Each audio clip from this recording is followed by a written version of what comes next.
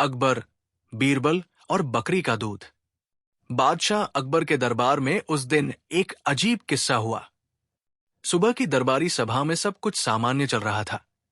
तभी महल के मुख्य दरबान ने खबर दी, जहांपना, एक किसान दरवाजे पर खड़ा है और कहता है कि बादशाह से अकेले में कुछ जरूरी बात करनी है। अकबर को थोड़ी हैरानी हुई। उन्होंने दरबान को इशारा किया, उससे कहो बीरबल के साथ आए। बीरबल, जो पहले से ही दरबार में थे, मुस्कराए और बोले, कुछ खास जरूर होगा। जहांपना। कुछ देर बाद किसान, जिसका नाम हरिराम था, अपने घुटनों पर झुकता हुआ आया और बोला, हुजूर, माफ कीजिएगा, मैं परेशान हूं। मेरी बकरी रोज दूध देना बंद कर देती है, लेकिन सिर्फ उसी दिन जब पूरा चांद निकलता है। और और और क्या? अकबर ने तीखी निगाहों से पूछा।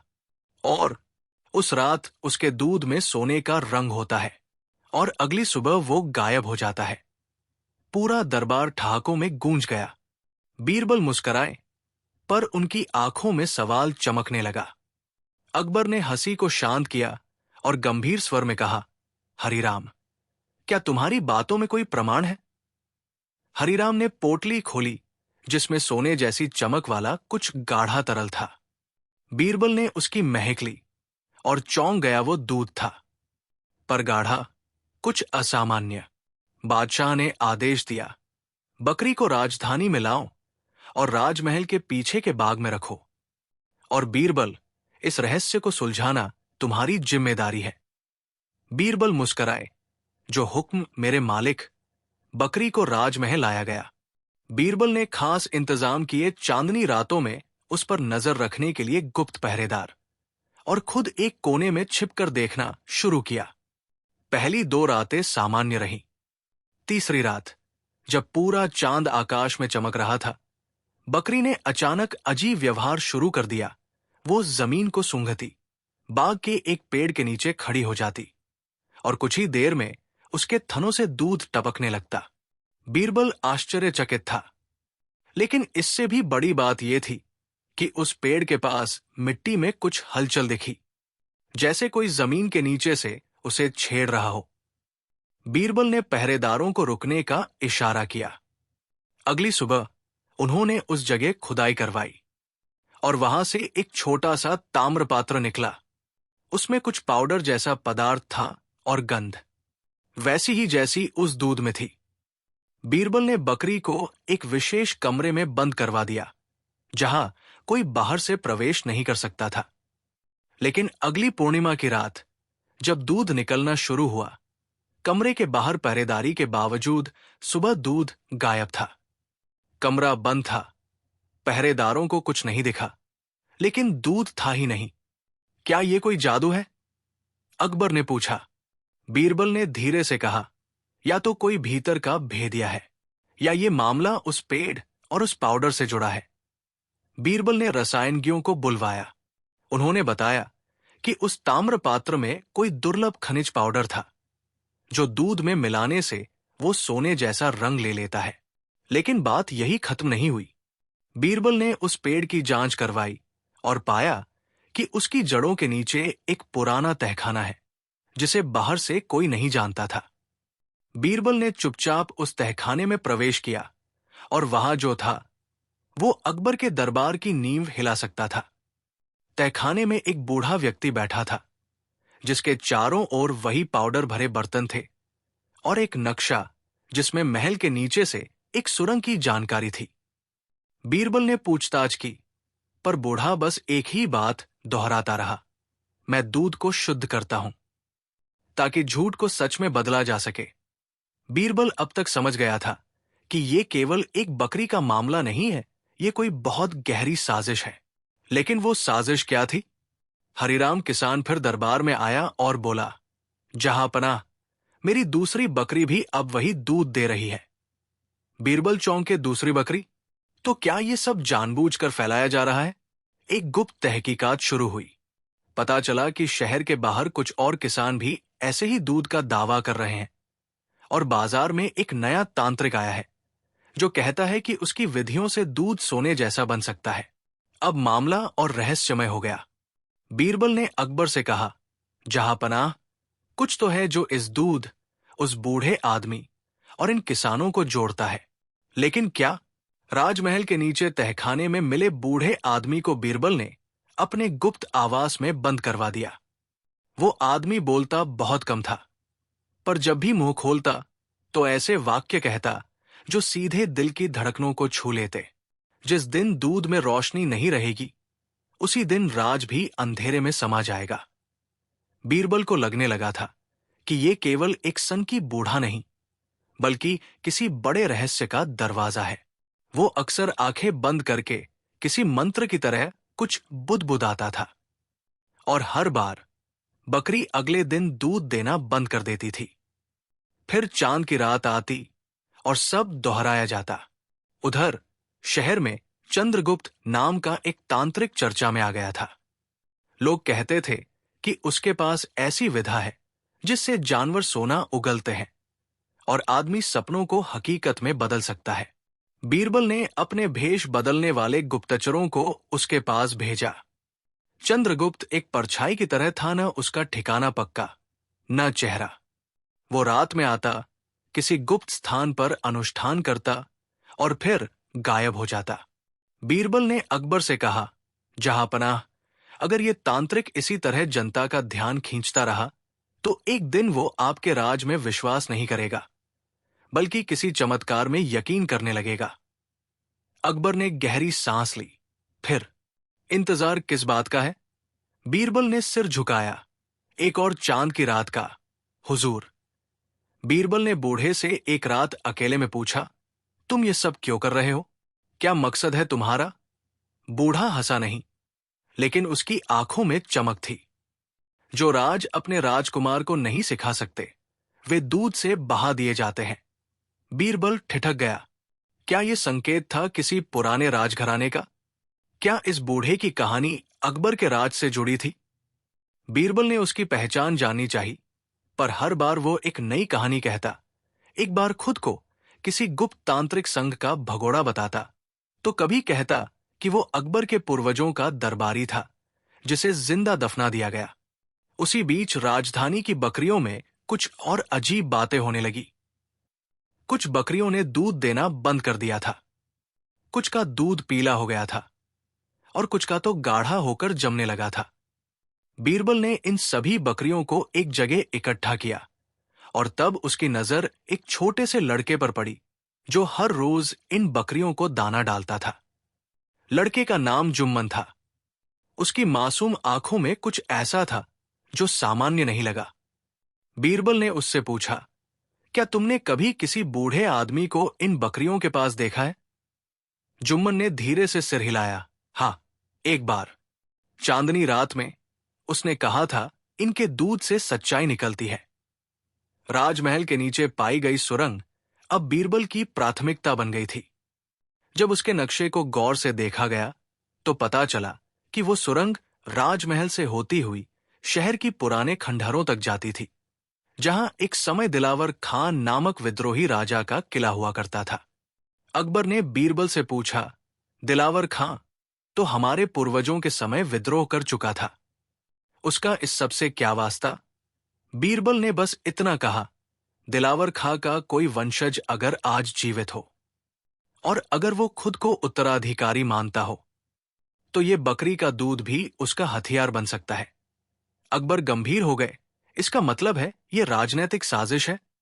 बीरबल ने सिर झुकाया। या तंत्र का इस्तेमाल सत्ता के खिलाफ? एक रात बीरबल ने अंततः चंद्रगुप्त को पकड़वा लिया, पर उसकी असली हैरानी तब हुई जब उसने देखा कि चंद्रगुप्त कोई और नहीं बल्कि राजमहल के रसोई विभाग का प्रमुख मुहाफिज खान निकला। मुहाफिज बोला, तंत्र मेरा धर्म नहीं, बदला है।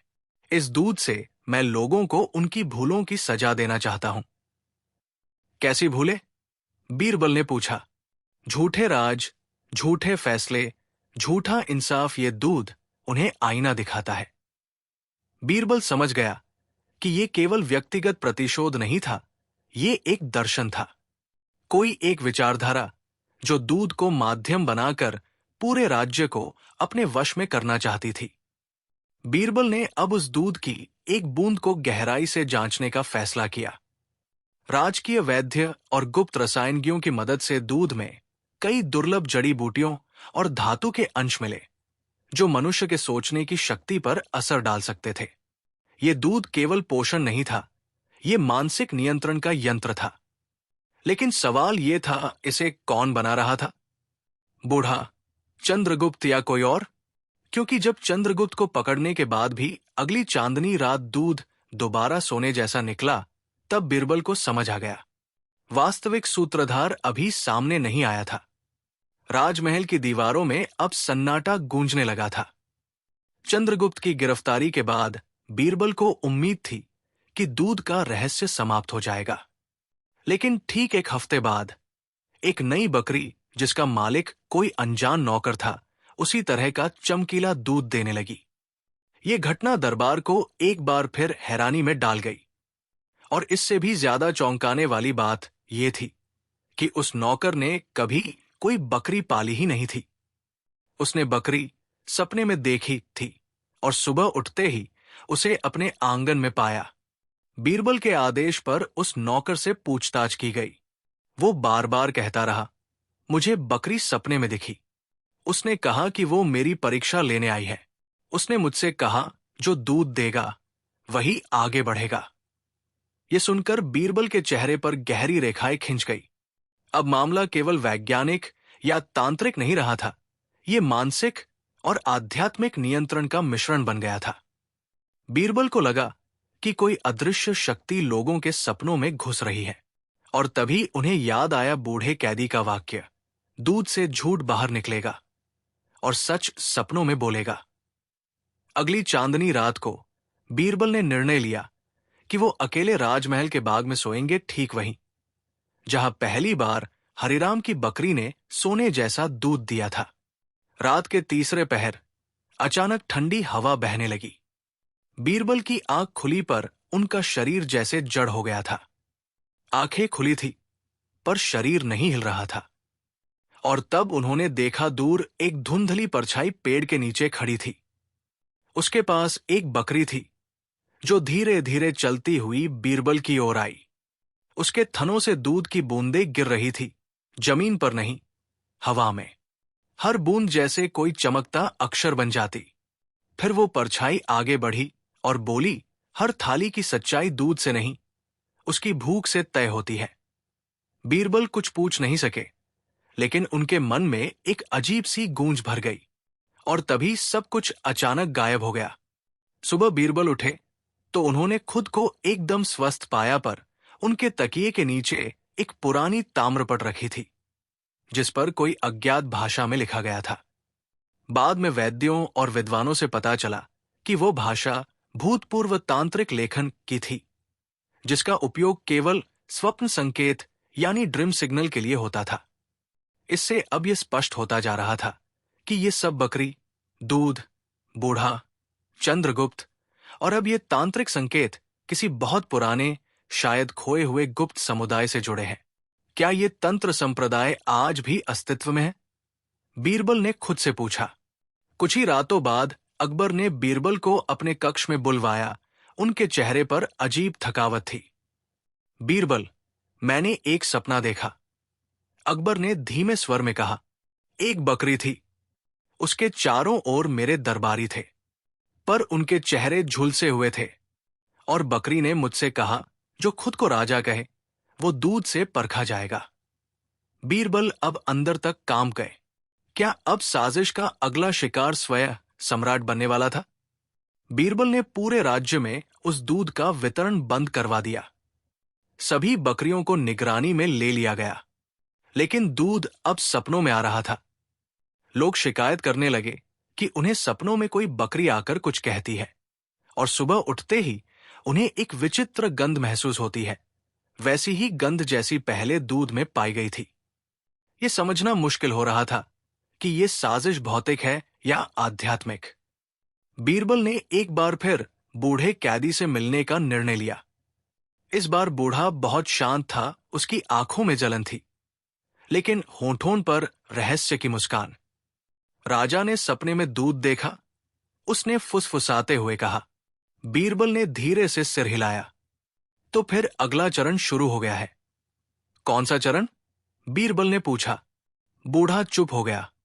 फिर कुछ पल बाद बोला, अब दूध नहीं, खून बहेगा और तब सच्चाई प्रकट होगी। राजमहल के पुस्तकालय में बीरबल को एक प्राचीन पांडुलिपि मिली, स्वप्नदूत तंत्र मंत्र, जो शायद वर्षों पहले किसी विद्वान तांत्रिक ने लिखी थी। उसमें वर्णन था एक गुप्त विद्या का, जिसमें सपनों के जरिए लोगों को मानसिक रूप से नियंत्रित किया जा सकता था, और वह भी दूध जैसी पवित्र वस्तु के माध्यम से। उसके अंतिम अध्याय में लिखा था, यदि राजा स्वयं दूध का स्वप्न देख ले तो राज्य पर अदृश्य शासन का पहला चरण सफल होता है। बीरबल को अब पक्का यकीन हो चला था, कोई है जो पूरे राज्य को दूध के जरिए सपनों में बांध रहा है। लेकिन कौन और क्यों? उसी समय राजमहल के एक पुराने सेवक, जो वर्षों से गूंगा था, अचानक चीखने लगा, बकरी, बकरी की आंखों में मैं खुद को देखता हूं। राजवैद्यों ने बताया कि ऐसा अचानक बोल उठना केवल तब संभव है जब कोई बहुत तीव्र मानसिक आघात हो, या जब किसी ने उसके सपनों में कोई रहस्य खोल दिया हो। बीरबल को अब यकीन हो चला था कि ये केवल एक बकरी की बात नहीं, ये आत्मा की परछाई की लड़ाई है। बीरबल ने उस गूंगे सेवक को सुरक्षित कक्ष में रखा, जहां कोई आवाज भीतर या बाहर न जा सके। उसे हर रात किसी न किसी सपने की बात याद आती थी, और हर सुबह वो वही वाक्य दोहराता, बकरी की आंखों में सब कुछ दिखता है और उसका दूध सब कुछ छुपा देता है। बीरबल को महसूस हुआ कि अब सपने केवल संकेत नहीं थे, वे चेतावनी भी बन चुके थे। जिस प्रकार एक पालतू जानवर भरोसे का प्रतीक होता है, उसी तरह ये बकरी दरअसल एक ऐसा पात्र बन चुकी थी जो राज्य और आत्मा के बीच अदृश्य रेखा को मिटा रही थी। एक दिन रात के अंधेरे में बीरबल को एक पत्र मिला, बिना किसी नाम के, बिना किसी मुहर के। उसमें लिखा था, अगर तुम सच्चाई चाहते हो तो पूर्णिमा की रात उस तिलिस्मी तालाब पर आओ, जहां चंद्र की परछाई हमेशा उल्टी पड़ती है।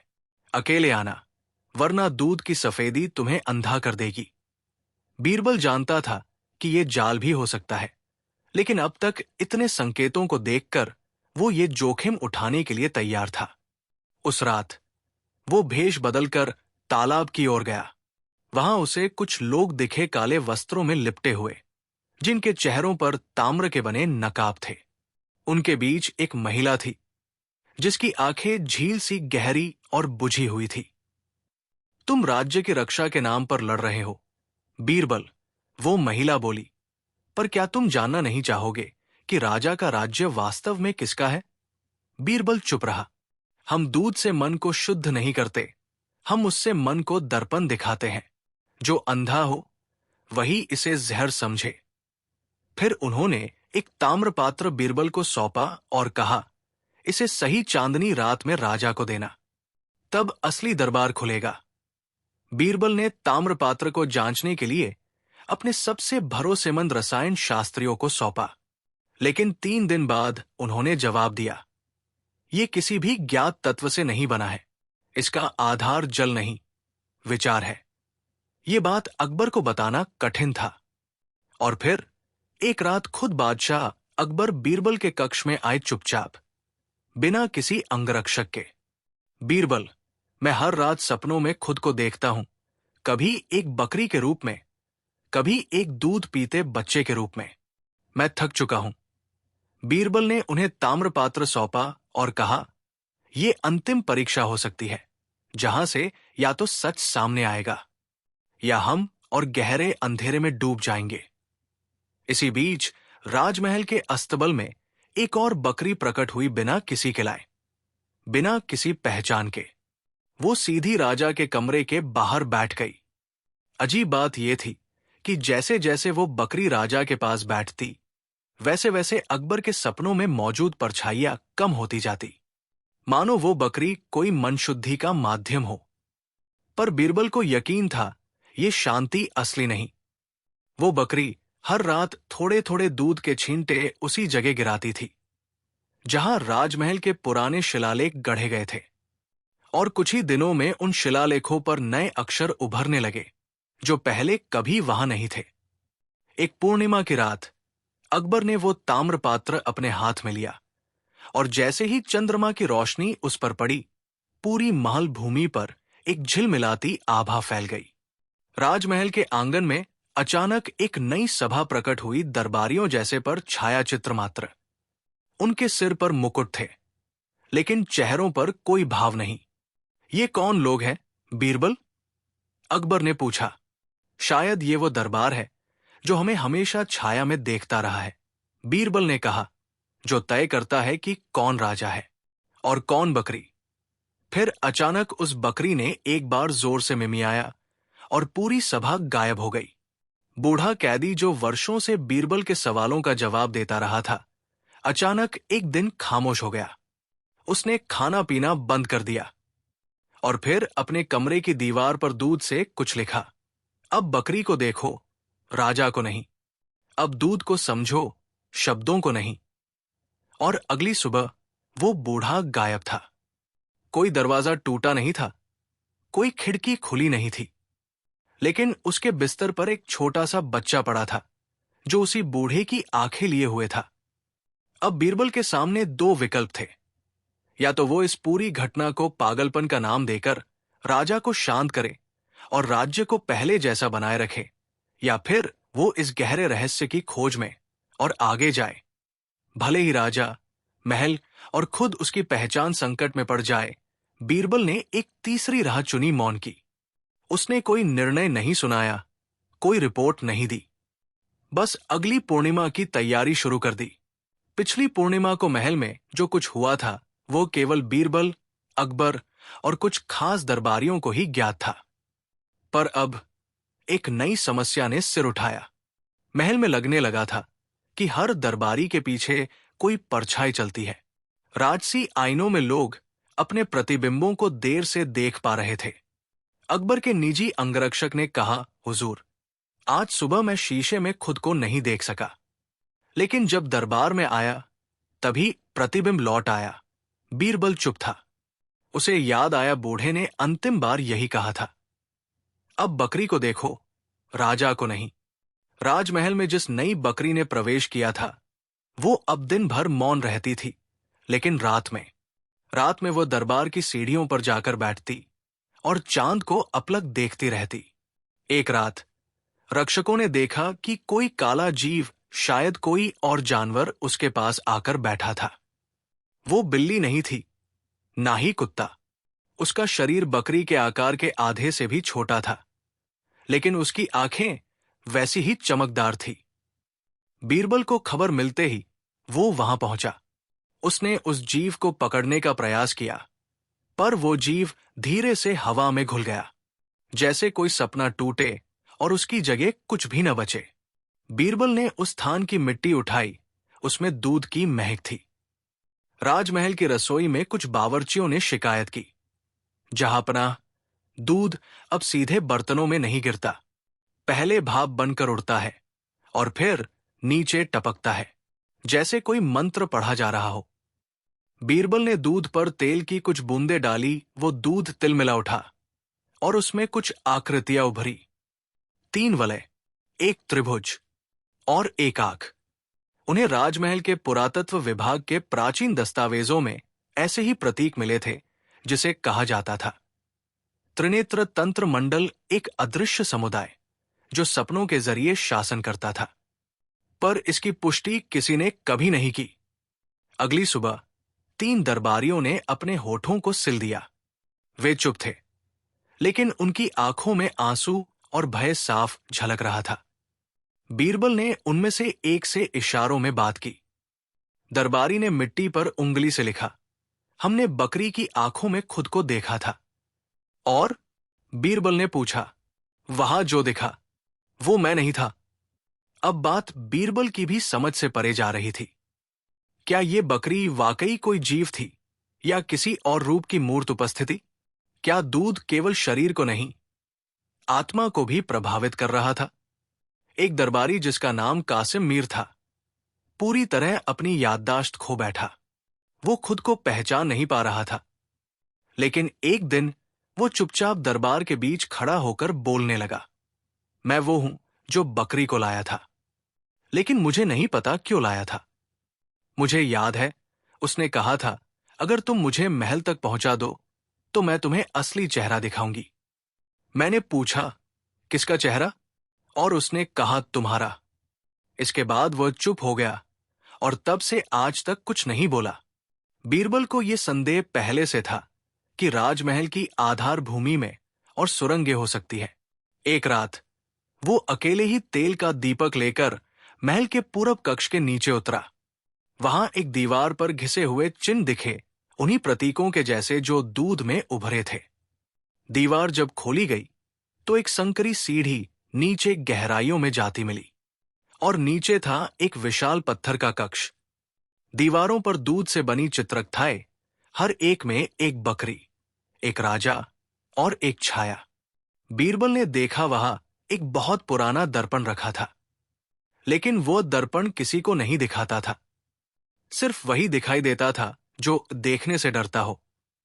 बीरबल ने उसमें देखा और तब वो सहम गया, क्योंकि दर्पण में उसके पीछे कोई और खड़ा था, लेकिन पीछे कोई नहीं था। अब दरबार में कोई खुलकर नहीं बोलता। सभी जानते थे कि कुछ गलत हो रहा है, पर किसी में साहस नहीं था पूछने का कि क्या गलत हो रहा है। सपने अब व्यक्तिगत नहीं रह गए थे। अब लोग सपनों में एक दूसरे को देखने लगे थे। एक सैनिक ने कहा, मैंने अपने सपने में महामंत्री को बकरी का दूध पीते देखा और फिर वो भस्म हो गया। पर महामंत्री जिंदा था, बल्कि और अधिक शक्तिशाली हो गया था। क्या बकरी का दूध भविष्य की घटनाओं को भी बदल रहा था? अकबर के महल में अब एक और अजीब बात सामने आ रही थी। बीरबल ने महसूस किया कि पिछले कुछ दिनों में राज्य के सभी महत्वपूर्ण निर्णयों में एक विचित्र सा बदलाव आ चुका था। हर निर्णय में कहीं न कहीं दूध का जिक्र हो रहा था, न केवल वास्तविक दूध, बल्कि एक प्रतीक के रूप में। रात्रि का समय था। बीरबल राजमहल के पुस्तकालय में बैठा था, जहां किताबों के ढेर में एक पुरानी धुंधली पुस्तक मिली। यह पुस्तक काफी पुरानी थी और इसके पन्नों पर दूध से संबंधित संकेत दर्ज थे, जिनका बीरबल ने पहले कभी उल्लेख नहीं सुना था।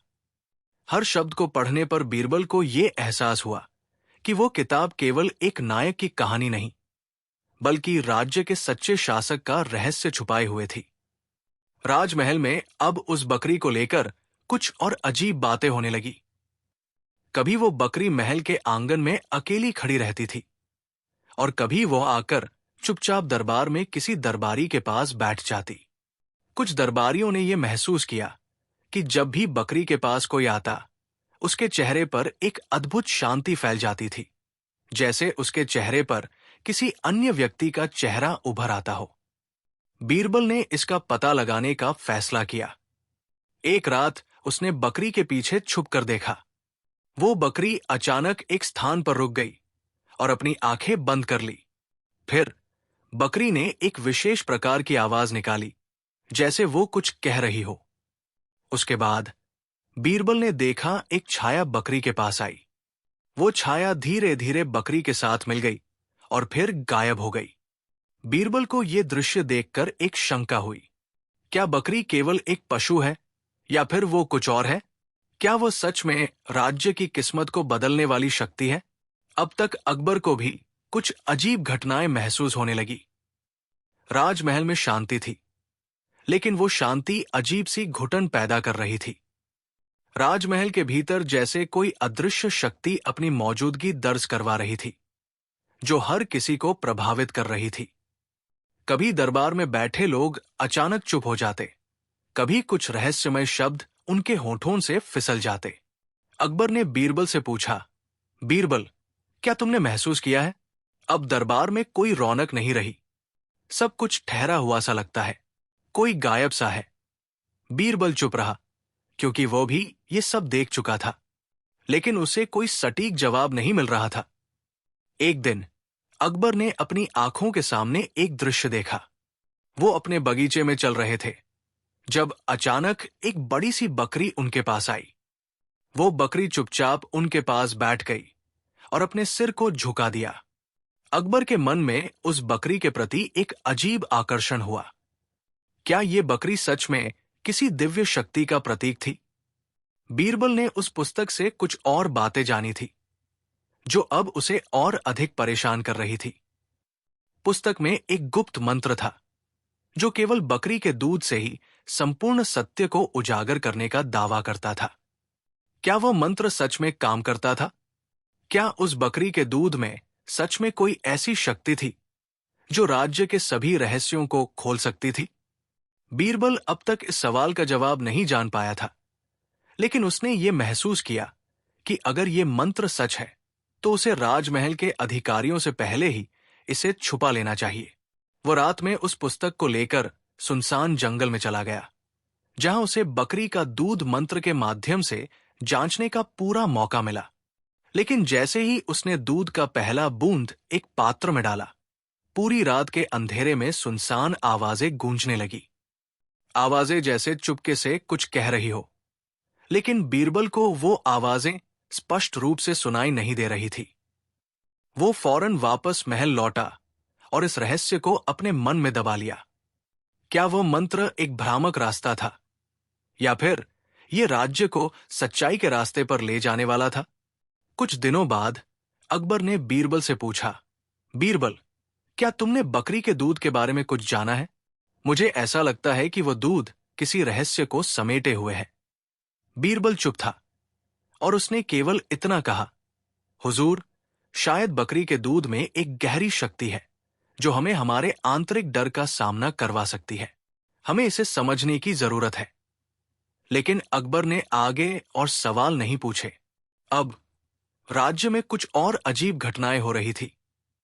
कभी महल में रात्रि को अचानक बत्तियां बुझ जाती, तो कभी दरबार में बैठे दरबारी अपने हाथों में दूध की कटोरी लेकर एक दूसरे को देख रहे होते।